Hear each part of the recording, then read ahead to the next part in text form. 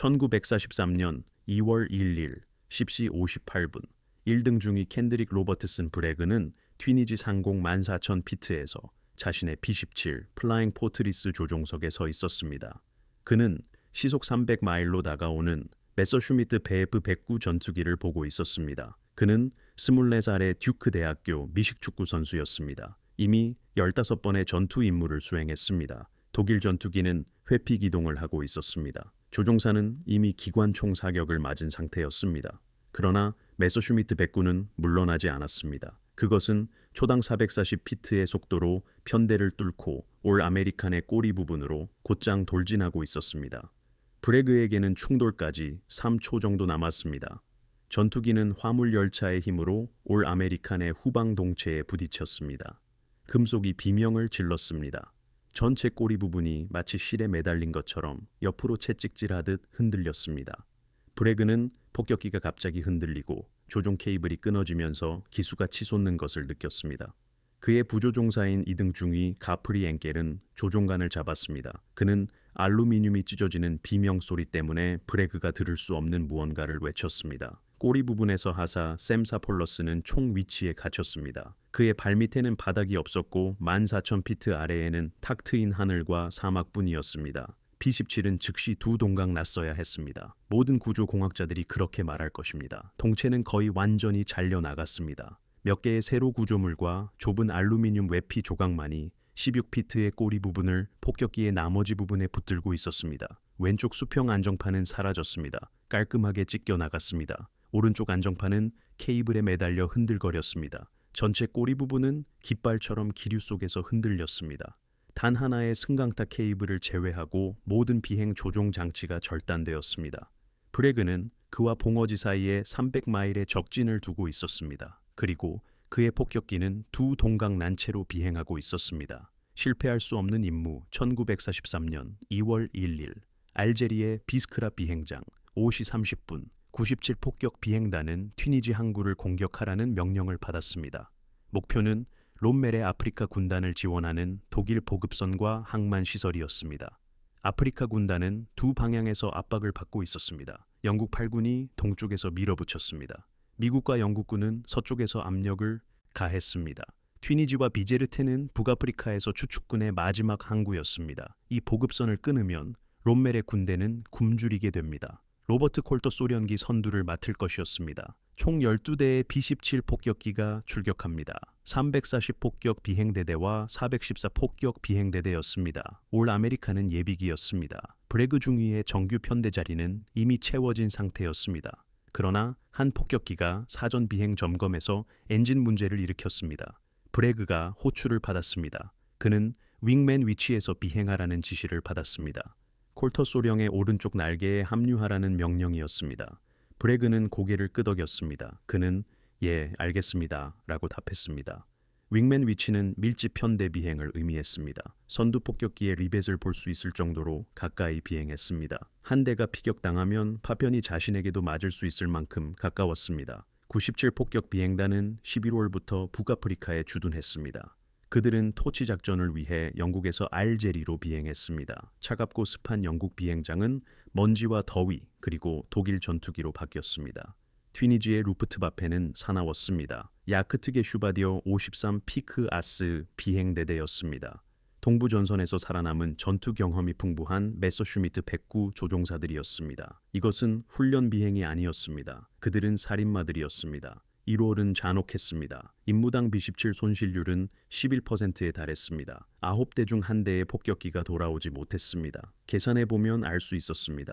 25번의 임무를 수행해야 했습니다. 생존하여 임무를 완수할 확률은 25% 정도였습니다. 7시 30분 엔진이 시동되었습니다. 폭격기 한 대당 4개의 라이트 사이클론 R1820 성형 엔진이 장착되었습니다. 이륙시 각 엔진은 1200마력을 냈습니다. 그 소리는 육체적으로 느껴질 정도였습니다. 가슴을 울리는 천둥 소리의 벽 같았습니다. 브래그는 점검 목록을 확인했습니다. 항법사 해리 누에슬, 폭격수 랄프 버브리지, 기관사 조 제임스는 제 위치에 있었습니다. 무전병 폴 갤러웨이, 볼 포탑 사수, 엘튼 콘다, 허리 기관 총사수, 마이클 주크도 준비를 마쳤습니다. 꼬리 기관총 사수 샘사 폴러스는 후방에 있었습니다. 10명의 승무원이 탑승했습니다. 65,000파운드의 폭격기였습니다. 폭탄창에는 4,800파운드의 폭탄이 실려 있었습니다. 8시 15분 이륙했습니다. 올 아메리카는 먼지 구름 속에서 강철 격자 활주로를 이륙했습니다. 브래그는 왼쪽으로 선회하며 상승했습니다. 콜터 소령의 오른쪽 날개에 붙어 편대 위치를 잡았습니다. 편대는 14,000피트까지 상승한 뒤 북동쪽으로 튀니지를 향해 방향을 틀었습니다. 비행거리는 300마일이었습니다. 비행시간은 2시간이었습니다. 아래로는 사하라 사막이 끝없이 펼쳐져 있었습니다. 바위, 모래, 그 어떤 것도 없었습니다. 이곳에서 추락하면 아무도 당신을 찾을 수 없을 것이었습니다. 9시 58분 편대는 적의 영공으로 진입했습니다. 죽음을 부르는 패턴 독일 전투기들은 5개월 동안 미군 폭격기 편대를 찢어발기고 있었습니다. 1942년 11월에는 2대의 B-17이 손실되었습니다. 1942년 12월에는 5대의 B-17이 손실되었습니다. 1943년 1월에는 8대의 B-17이 손실되었습니다. 이는 15대의 중폭격기에 해당합니다. 150명의 미군 조종사들이었습니다. 그들은 죽거나 포로가 되었습니다. 독일군은 전술을 완성했습니다. 정면 공격이었습니다. 그들은 머리 위 12시 방향에서 시속 400마일의 접근 속도로 급강하했습니다. 총을 맹렬히 발사했습니다. 각 메서슈미트 109에는 4정의 20mm 기관포와 2정의 기관총이 장착되어 있었습니다.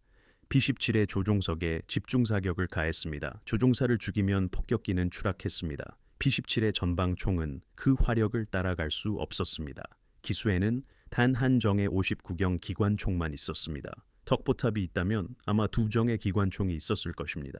4정의 기관포가 정면으로 다가오는 상황이었습니다. 독일군은 B-17의 약점을 알고 있었습니다. 바로 기수였습니다. 그들은 1월에 97 폭격 비행단을 3번 공격했습니다. 8대의 폭격기가 파괴되었습니다. 16명의 조종사가 20mm 기관포탄의 조종석에서 사망했습니다. 남은 승무원들은 승산이 없다는 것을 알았습니다. 전투기가 정면으로 공격해 오면 2초 안에 전투기를 명중시켜야 조종석이 파괴되는 것을 막을 수 있었습니다. 2초였습니다. 시속 400마일로 접근하는 상황이었습니다. 편대 비행 중이었습니다. 적의 대공포탄이 주위에서 폭발하는 상황이었습니다. 계산은 잔혹했습니다. 그리고 1943년 2월 1일 루프트바페는 기다리고 있었습니다. 브래그가 다음 상황에서 어떻게 살아남았는지 알고 싶다면 계속 함께해 주십시오. 다음 5분 동안 벌어진 일은 80년이 지난 지금도 믿기지 않는 일입니다. 공격 10시 42분 폭격수 랄프 버브리치가 외쳤습니다. 초기 지점 유관 확인, 초기 지점, 폭탄 투하 경로로 선회하는 시점이었습니다. 편대는 왼쪽으로 선회하며 튀니지 항구에 정렬했습니다. 콜터 소령의 폭격기가 선두에 있었습니다. 올 아메리카는 그의 오른쪽 날개에 바싹 붙었습니다. 그들 뒤에는 10대의 폭격기가 편대를 이루고 있었습니다. 아래에는 튀니지 항구가 완벽하게 상세히 펼쳐져 있었습니다. 부두에는 화물선이 정박해 있었습니다. 창고와 크레인, 보급품 저장소가 보였습니다. 독일 방어군이 그들이 오는 것을 보았습니다. 대공포가 사격을 시작했습니다. 검은 연기 덩어리가 편대 속에서 폭발했습니다. 항구 주변 진지에서 88mm 대공포들이 발사되었습니다. 각 폭발은 100피트 방향에 40파운드의 강철 파편을 뿌렸습니다. B-17 폭격기들은 그 한가운데를 곧장 통과했습니다. 폭탄 투하 경로에서는 회피할 수 없었습니다. 폭격수는 노르덴 폭격 조중이를 위해 안정된 플랫폼이 필요했습니다. 더 많은 검은 폭발이 일어났습니다. 더욱 가까워졌습니다. 파편이 동체에 박히면서 올 아메리카는 흔들렸습니다. 날개에 구멍이 생겼습니다. 브래그는 안정적으로 라고 말했습니다.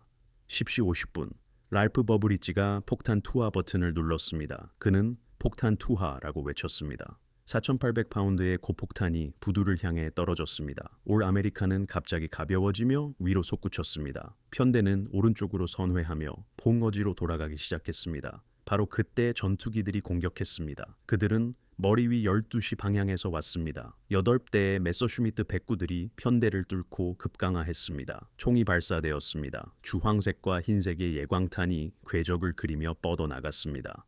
선두 폭격기의 사수들이 사격을 시작했습니다. 상부 포탑, 볼 포탑 그리고 허리 기관총들이었습니다. 59경 총탄이 공격자들을 향해 맹렬히 발사되었습니다. 두 대의 메서슈미트 109는 선두 폭격기에 집중했습니다. 다른 두 대는 올 아메리칸을 향했습니다. 조 제임스가 상부 포탑에서 전투기 12시 방향이라고 외쳤습니다. 첫 번째 메서슈미트 109가 곧장 돌진해 왔습니다. 날개에서는 기관포 사격으로 불꽃이 튀었습니다. 기수 포탑에 랄프 버브리지가 방역했습니다. 59경 예광탄이 전투기를 향해 나아갔습니다. 메서슈미트 109는 기수를 들고 회피, 기동했습니다. 완벽한 빗나감이었습니다. 두 번째 전투기가 공격을 계속했습니다. 브레그는 그를 선명하게 보았습니다. 회색 위장도색에 날개에는 검은색 십자가가 그려져 있었습니다. 프로펠러 스피너는 흰색으로 칠해져 있었습니다. 조종사의 얼굴이 방탄유리 조종석 창문 뒤로 보였습니다. 그의 이름은 에리히 파치아 상사였습니다. 야크트게 슈바더 53제1 비행단 소속이었습니다. 그는 14번의 확인된 격추 기록을 가지고 있었습니다. 그의 나이는 26살이었습니다. 이것이 그의 마지막 임무가 될 것이었습니다. 파치아가 총을 발사했습니다. 20mm 기관포탄이 올 아메리칸의 기수를 가로질러 날아갔습니다. 조종석 창문이 깨졌습니다. 포탄이 알루미늄 외피를 뚫었습니다. 그때 버브리지의 기수 기관총이 그를 맞췄습니다. 59경 총탄이 파치아의 엔진 커울링, 조종석, 그리고 머리를 강타했습니다. 메서슈미트 109는 회전하기 시작했습니다. 회피 기동이었습니다. 기수를 숙여 벗어나는 것이 표준 전술이었습니다. 그러나 파치아는 이미 죽었거나 죽어가고 있었습니다. 그의 손은 조종관을 떠났습니다. 메서슈미트 109는 계속 회전했습니다. 마땅히 벗어났어야 할 공간을 그대로 통과했습니다. 10시 58분 전투기의 왼쪽 날개가 수직 안정판에서 5피트 앞쪽의 올 아메리칸 동체를 강타했습니다. 그 충격은 치명적이었습니다. 14,000피트의 지옥 금속이 비명을 질렀습니다.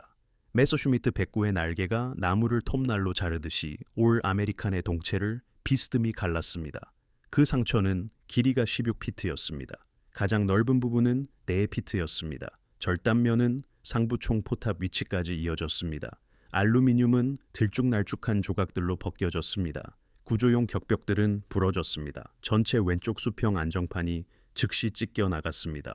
왼쪽 승강타도 사라졌습니다. 오른쪽 수평 안정판은 45도 각도로 구부러져 조종 케이블에 매달려 있었습니다. 메서슈미트 109는 산산조각 났습니다. 그 날개는 올 아메리칸 동체 내부에서 부러졌습니다. 전투기의 동체는 연기와 파편을 흩뿌리며 추락했습니다. 독일 항공기의 파편들이 B-17의 손상된 부분에 박혔습니다. 에리히 파치아 상사는 결코 낙하산을 펴지 못했습니다. 그는 14,000피트 아래로 잔해와 함께 떨어져 튀니지 사막의 종단 속도로 충돌했습니다. 그의 나이는 26살이었습니다. 올 아메리칸 내부에서는 혼돈이 가득했습니다. 꼬리 부분이 옆으로 꺾였습니다. 후방 16피트 길이의 동체 전체가 3개나 4개의 좁은 세로 구조물과 약 18인치 너비의 알루미늄 외피 조각만으로 본체에 붙어 있었습니다. 구조적 무결성은 없었습니다. 바닥도 없었습니다. 꼬리사수의 격실은 이제 폭격기의 실처럼 연결된 별개의 공간이었습니다. 인디아애나 출신의 25살 꼬리사수 샘 사폴러스는 자신의 위치에 앉아 있었습니다. 그는 예전의 동체 내부였던 곳을 통해 전방을 바라보았습니다. 이제 그곳은 뻥 뚫린 공간이었습니다. 그는 하늘을 볼 수 있었습니다. 14,000피트 아래의 땅도 볼 수 있었습니다. 그는 꼬리 부분이 기류 속에서 비틀리고 휘어지는 것을 볼 수 있었습니다. 그는 갇혔습니다. 바닥이 없어서 앞으로 기어갈 방법이 없었습니다. 틈은 4피트 너비였습니다. 그는 점프할 수 없었습니다. 만약 시도했다가 실패하면 그는 곧장 허공으로 떨어질 것이었습니다. 조종석에서 브레그는 조종관과 씨름했습니다. B-17은 기수를 격렬하게 지켜들었습니다. 모든 조종 케이블이 절단되었습니다. 방향타 케이블, 승강타 케이블, 에일러론 케이블, 모든 것이었습니다.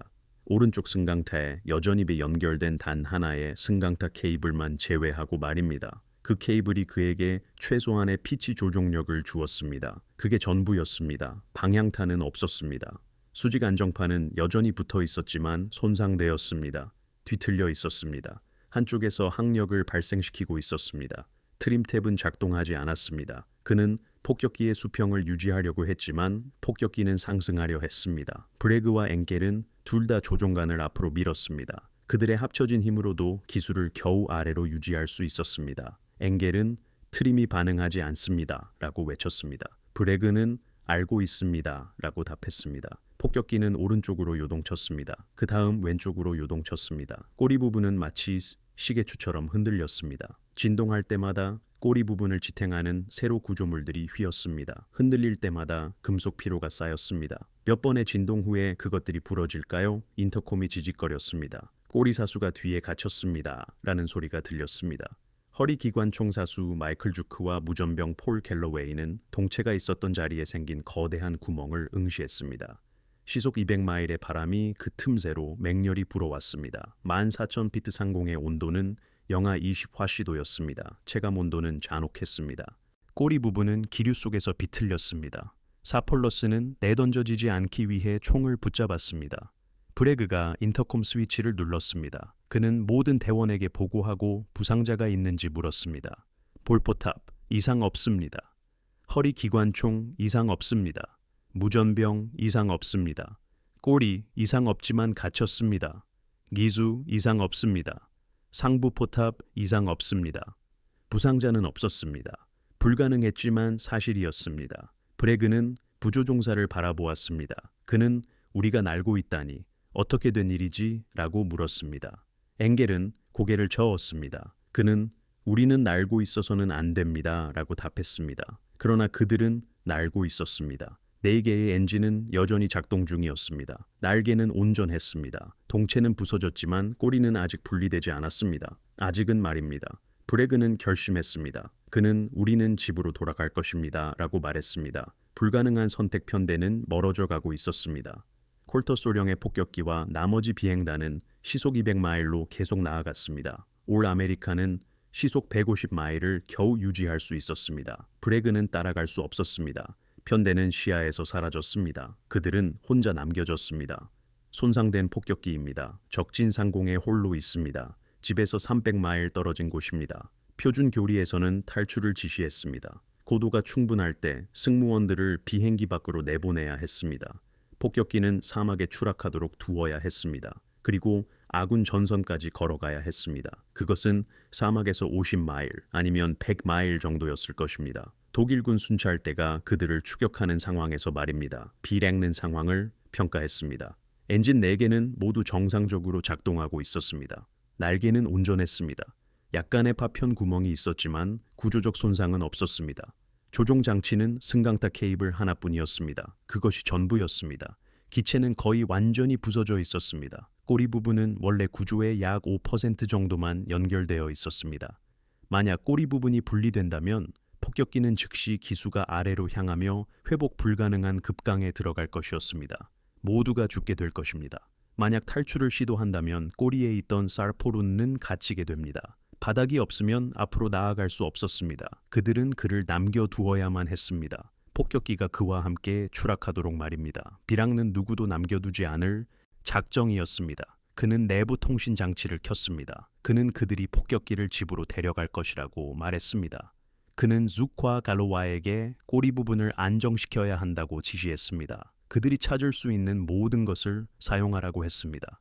낙하산 줄 끈, 독일군 전투기, 잔해 조각까지도 사용하라고 했습니다. 기체를 함께 묶어서 분리되지 않게 하라고 말했습니다. 알겠습니다.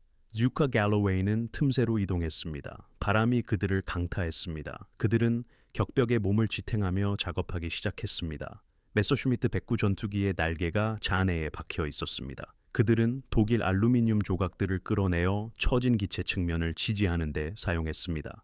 낙하산 하네스 끈을 구조 부재에 감아 단단히 묶었습니다. 그들은 영하 20도의 바람이 시속 150마일로 부는 환경에서 다음 2시간 동안 작업했습니다. 비랑는 승강타를 시험했습니다. 그는 조종관을 앞으로 밀었습니다. 기수가 약간 아래로 숙여졌습니다. 뒤로 당기자 기수가 올라갔습니다. 반응은 둔하고 지연되었지만 작동했습니다. 그 하나의 케이블이 그에게 제한된 피치 제어 능력을 제공하고 있었습니다. 그러나 선회는 또 다른 문제였습니다.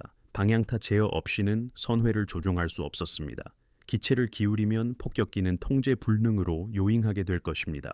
꼬리 부분은 옆으로 휘두를 것입니다. 너무 급하게 선회하면 꼬리가 찢어져 나갈 것이었습니다. 그는 남쪽 알제리 방향으로 선회해야 했습니다. 집은 남남서쪽으로 300마일 떨어져 있었습니다. 그러나 선회를 위해서는 매우 부드럽게 기체를 기울이고 보조 날개만 사용해야 했습니다. 방향타 입력은 없어야 했습니다. 보조 날개를 아주 약간만 눌러 폭격기가 선회를 통해 서서히 이동하게 해야 했습니다. 천천히, 아주 천천히 말입니다. 비락는 부드러운 왼쪽 경사를 시작했습니다. 폭격기는 아마 5도 정도 기울어졌습니다. 꼬리 부분은 즉시 오른쪽으로 흔들리며 균형을 맞추려 했습니다. 기체 전체의 후방이 뒤틀렸습니다. 금속이 신음했습니다. 비락는 기다리며 기울기를 유지했습니다. 60초가 지났습니다. 폭격기는 10도 선회했습니다. 비락는 날개를 수평으로 맞췄습니다. 꼬리가 안정되도록 두었습니다. 30초를 기다린 후 또 다른 부드러운 경사를 시작했습니다. 이것은 영원히 걸릴 것 같았습니다. 11시 20분이었습니다. 그들은 여전히 적진 상공에 있었습니다. 독일군 전투기들이 언제든 다시 공격할 수 있었습니다. 그때 메서슈미트 109 전투기들이 다시 나타났습니다. 부서진 폭격기로 싸우다 2대의 메서슈미트 109 전투기가 위에서 급강하했습니다. 그들은 올 아메리칸이 고군분투하며 편대에서 뒤처지는 것을 보았습니다. 쉬운 표적이었습니다.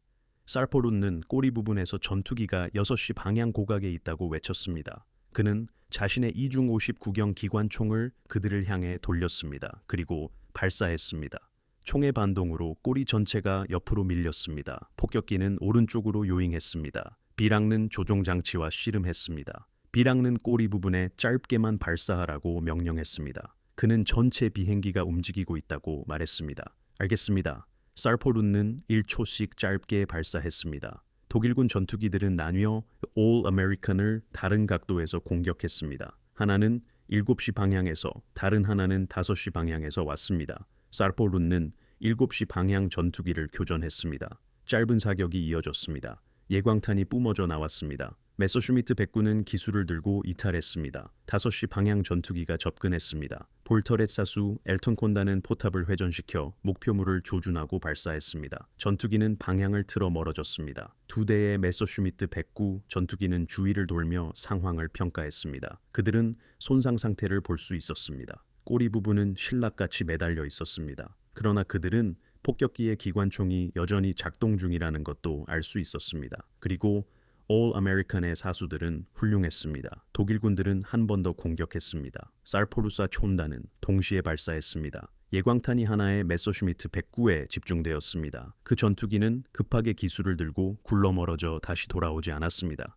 2대의 메서슈미트 109 전투기는 떠났습니다. 너무 위험했기 때문입니다. 손상된 B-17 폭격기라도 위험할 수 있었습니다. 11시 45분이었습니다. 올 아메리칸은 남쪽으로 절뚝이며 나아갔습니다. 여전히 집에서 250마일 떨어진 곳이었습니다. 비락는 느린 선회를 계속했습니다. 각 선회는 5분이 걸렸습니다. 5도 기울이고 유지합니다. 꼬리가 안정되도록 둡니다. 다시 5도 기울이고 유지합니다. 이것을 반복했습니다. 꼬리 부분은 선회할 때마다 흔들렸습니다. 주카 갤러웨이는 계속 작업하며 임시 버팀대를 조이고 세로보에 균열이 생기는지 지켜보았습니다. 그때 허리사수가 꼬리 부분으로 날아갔습니다. 12시 5분이었습니다. 비락는 폭격기를 가볍게 할 필요가 있었습니다. 그들은 고도를 서서히 잃고 있었습니다. 14,000피트에서 12,000피트까지 떨어졌습니다. 그는 무게를 버려야 했습니다. 폭탄창 문을 열겠습니다. 그는 수동 해제 레버를 당겼습니다. 유압식 문이 열렸습니다. 폭탄창을 통해 바람이 격렬하게 울부짖었습니다. 추가적인 항력은 폭격기 전체를 불안정하게 만들었습니다. 기수는 위로 치솟았습니다. 꼬리는 아래로 휘청였습니다. 그리고 갑작스러운 공기 흐름의 변화는 무전실의 진공 상태를 만들었습니다. 이는 허리사수 마이클 주크를 발에서 떨어뜨려 열린 꼬리 부분 쪽으로 빨아들였습니다. 주크는 4피트 틈새를 통해 날아갔습니다. 그는 꼬리칸의 후방 격벽에 부딪혔습니다. 살포룬는 그를 잡았습니다. 그는 괜찮냐고 물었습니다. 지우크는 숨을 쉴 수 없었습니다. 바람에 숨이 막혔습니다. 그는 고개를 끄덕였습니다. 무전실 구역에 있던 4명의 승무원들은 낙하산줄을 잡았습니다. 그들은 줄을 서로 묶고 한쪽 끝을 지우크에게 던졌습니다. 그들은 지우크에게 그것을 몸에 묶으라고 외쳤습니다. 주크는 줄을 가슴에 감았습니다. 그들은 난기류 속에서 흔들리는 폭격기 안에서 손을 바꿔가며 그를 틈새 너머로 다시 끌어당겼습니다. 4분이 걸렸습니다. 스우크는 틈새를 넘어왔고 손에서는 줄 때문에 피가 났으며 폐는 차가운 공기 때문에 타는 듯 했습니다. 비락는 폭탄창을 닫으라고 명령했습니다. 문이 닫혔습니다. 요동은 멈췄습니다. 그들은 사르포루스를 다시 끌어오려 하지 않았습니다. 그의 무게가 오히려 꼬리 부분을 안정시키고 있었습니다.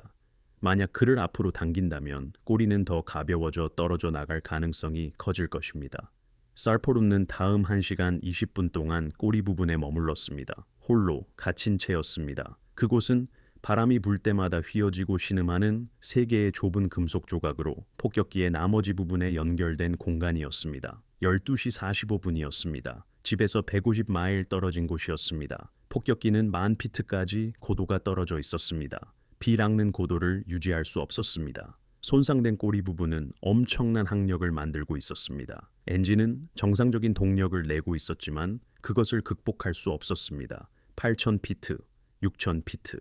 그들은 간신히 아군 영토에 도달할 것이었습니다. 비크라 비행장은 해발 400피트에 있었습니다. 만약 그들이 1시간만 더 비행할 수 있다면 집이 보이는 곳에 도달할 것입니다. 13시 30분이었습니다. 아군 P-38 라이트닝 전투기들이 그들을 요격했습니다. 2대의 P-38 전투기가 옆으로 다가왔습니다. 조종사들은 All American을 응시했습니다. 한 대의 P-38이 가까이 다가와 조종사가 손상 부위를 직접 바라보았습니다. 그의 표정은 캐노피를 통해 보였습니다. 충격과 불신이었습니다. P-38 조종사는 손짓을 보냈습니다. 비락는 그들이 도착하지 못할 것이니 탈출하라는 의미로 해석했습니다. 비락는 고개를 저었습니다. 그는 5손가락을 들어 올렸습니다. 그리고 꼬리 부분을 가리켰습니다. 이어서 목을 가로지르는 손짓을 했습니다. 이 메시지는 5개의 낙하산이 수리에 사용되어 꼬리 사수가 갇혔으며 탈출할 수 없다는 의미였습니다. P-38 조종사는 이해했습니다. 그는 비크라의 무전을 보냈습니다. 비크라 비행장의 지상 요원들은 메시지를 들었습니다. 손상된 폭격기가 들어오고 있다는 내용이었습니다. 모든 승무원이 여전히 탑승해 있었습니다. 비상 착륙을 준비해야 했습니다. 구급차들이 활주로로 이동했습니다. 소방차들이 배치되었습니다. 의료진이 준비 태세를 갖추었습니다. 14시 10분이었습니다. All American이 비크라에 접근했습니다. 부서진 차에 착륙하다 비락는 활주로를 향한 마지막 선회를 시작할 때 40마일밖에 있었습니다. 선회는 15분이 걸렸습니다. 그는 넓게 선회해야 했습니다. 한 번에 3도만 기울일 수 있었습니다. 꼬리 부분은 매번 기울일 때마다 흔들렸습니다. 세로보가 휘어졌습니다. 탑승한 모든 사람들은 그것들을 주시하며 끊어지는 순간을 기다렸습니다. 그것들은 버텼습니다. 14시 25분이었습니다. All American은 최종 접근 경로에 정렬했습니다. 고도는 2,000피트였습니다. 속도는 시속 130마일이었습니다. 비락는 부서진 폭격기를 타고 300마일을 비행했습니다. 이제 그는 그것을 착륙시켜야 했습니다. 표준 B-17 착륙 속도는 시속 90마일입니다. 그러나 비락는 완전한 승강타 제어 능력이 없었습니다. 만약 그가 속도를 90까지 줄이면 기수가 너무 빨리 떨어질 수 있습니다.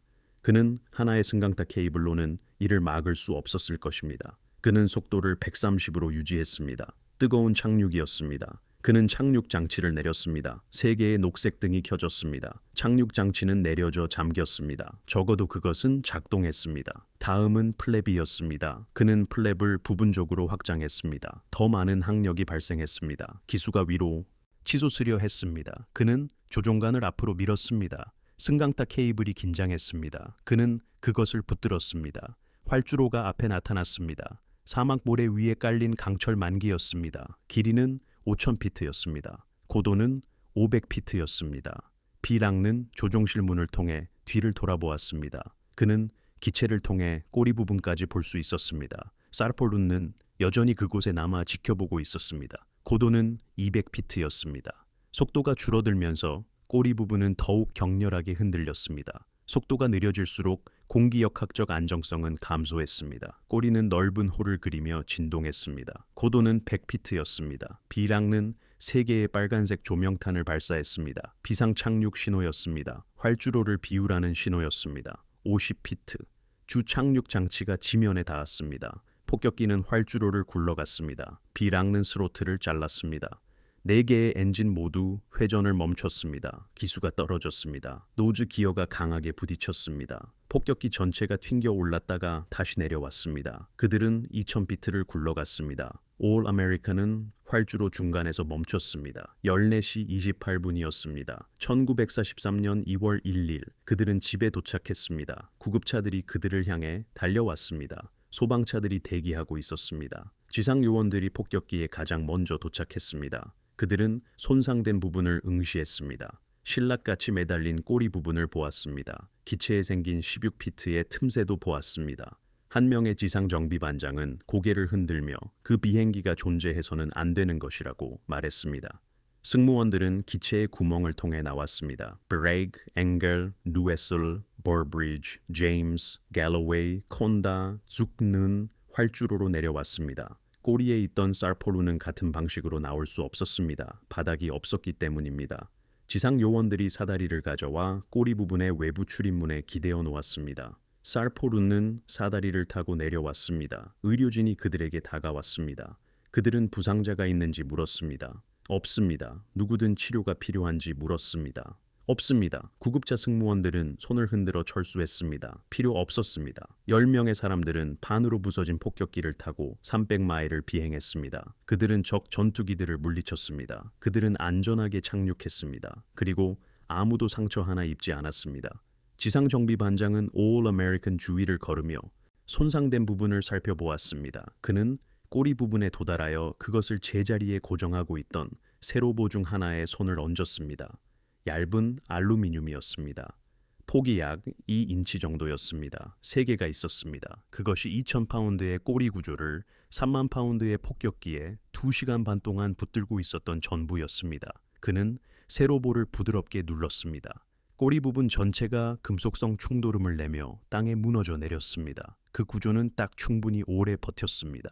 1분만 더 비행했더라면 실패했을 수도 있습니다. 그러나 그것은 그들에게 정확히 필요한 만큼만 주었습니다. 그들이 필요로 했던 바로 그것이었습니다. 그 이상은 없었습니다. All American은 활주로의 반으로 부서진 차에 앉아 있었습니다. 꼬리 부분은 버려진 껍데기처럼 그 뒤에 무너져 있었습니다. 그러나 10명의 사람들은 살아남았습니다. 독일군이 몰랐던 것, 1943년 2월 1일 같은 날, 같은 임무였습니다. 또 다른 B-17 폭격기가 같은 전투기 공격 중에 피격되었습니다. 플레밍 메이메이였습니다. B-17F 기체 1년 번호는 41244777이었습니다. 340번째 폭격 비행대 97번째 폭격 그룹 소속이었습니다. 조종사는 임무 지휘관인 로버트 콜터 소련기였습니다. 메서슈미트 109 전투기가 에릭 파치아가 All American을 공격하기 몇 초 전에 플레밍 메이메이를 강타했습니다. 전투기의 날개는 플레밍 메이메이의 기체를 완전히 잘라냈습니다. 중간만 잘린 것이 아니었습니다. 완전히 잘렸습니다. B-17은 공중에서 둘로 부러졌습니다. 앞부분은 추락하며 분해되어 튀니지 사막에 추락했습니다. 콜터 소령과 6명의 승무원은 즉사했습니다. 폭격수 알프레드 블레어와 항법사 그리고 1명의 다른 승무원이 생존했습니다. 그들은 포로로 잡혀 전쟁의 남은 기간을 포로로 보냈습니다. 같은 공격이었습니다. 같은 날이었습니다. 2대의 B-17 폭격기가 메서슈미트 109에 피격되었습니다.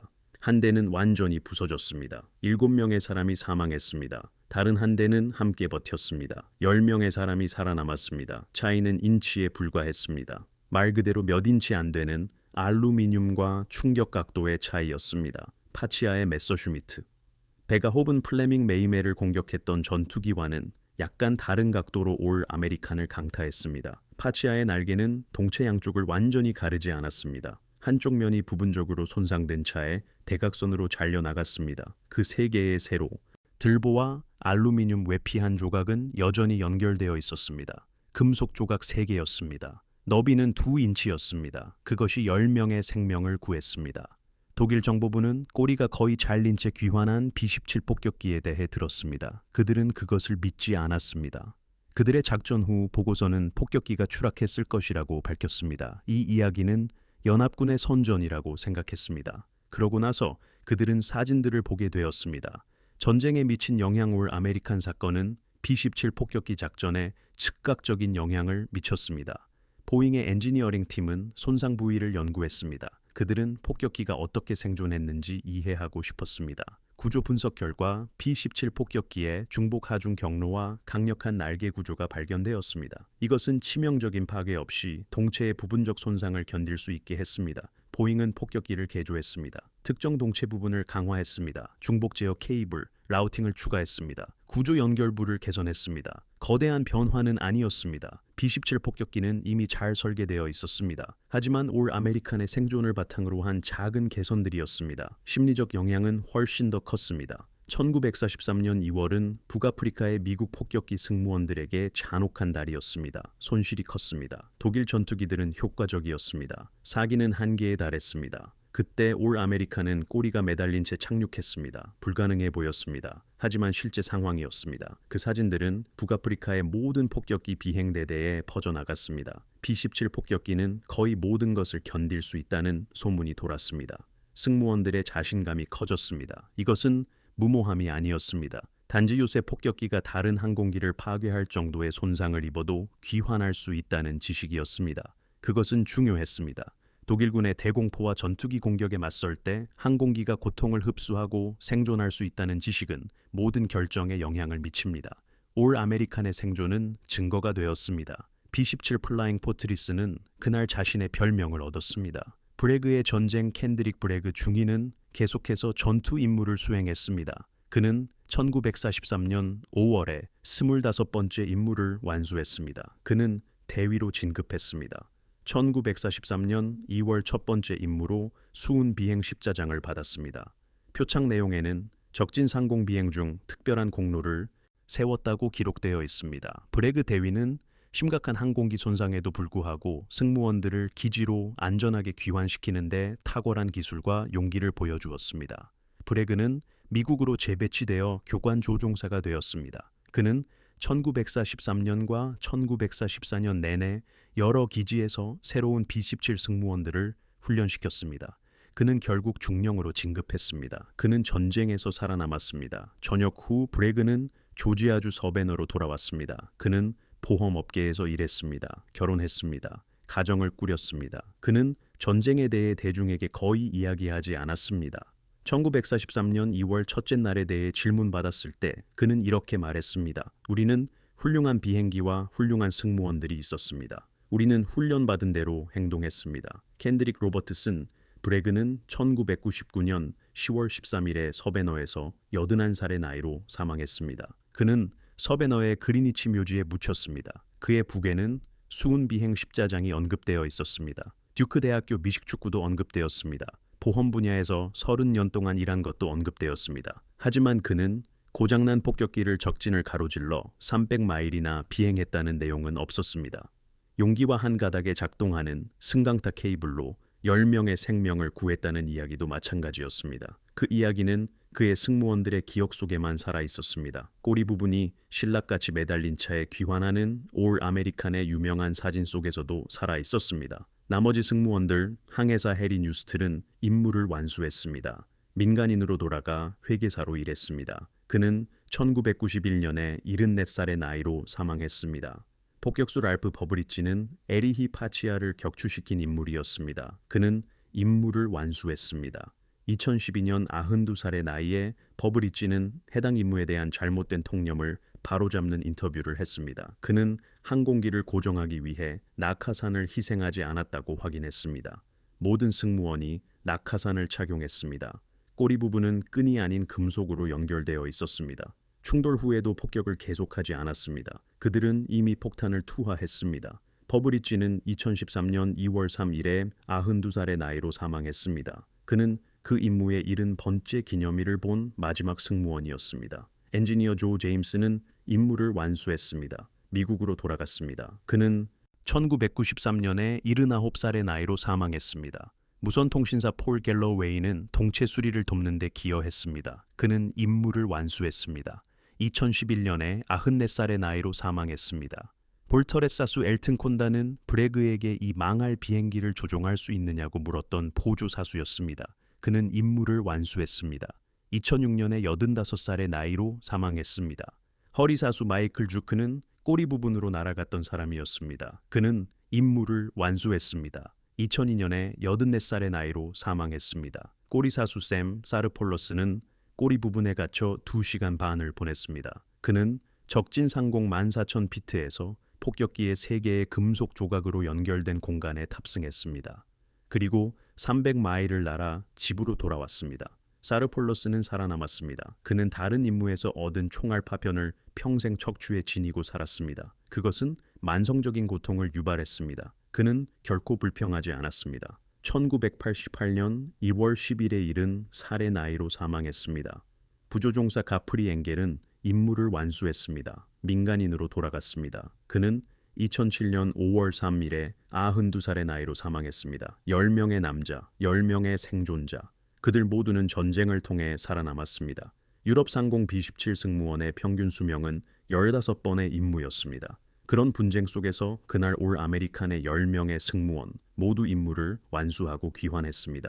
올 아메리칸의 마지막 임무들 폭격기는 수리되었습니다. 비스크라 비행장의 엔지니어들은 손상된 꼬리 부분을 제거했습니다. 새로운 구조 부재를 제작했습니다. 보강재를 용접했습니다. 새로운 제어 케이블을 설치했습니다. 승강타를 교체했습니다. 전체 후방 동체를 재건했습니다. 6주가 걸렸습니다. 올 아메리칸은 1943년 3월에 임무에 복귀했습니다. 352번 폭격 비행대대, 301번 폭격단으로 재배치되었습니다. 새로운 승무원과 새로운 임무가 주어졌습니다. 그녀는 시칠리아, 이탈리아, 오스트리아, 루마니아 상공에서 폭격 임무를 수행했습니다. 추가적인 대공포 손상과 엔진 고장을 견뎌냈습니다. 더 많은 전투기 공격도 이겨냈습니다. 하지만 1943년 2월 첫 번째 날과 같은 일은 결코 없었습니다. 올 아메리칸은 전쟁이 거의 끝날 때까지 비행했습니다. 수백 번의 전투 임무를 완수했습니다.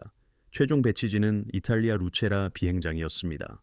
1945년 3월 6일 올 아메리칸은 인겨 자원으로 분류되었습니다.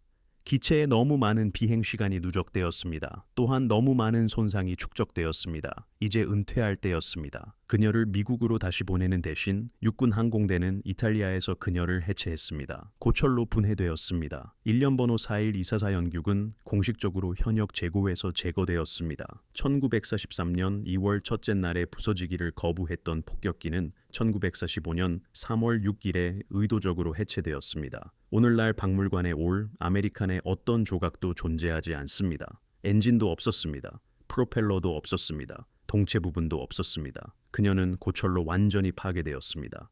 남아있는 유일한 것은 그 사진뿐입니다.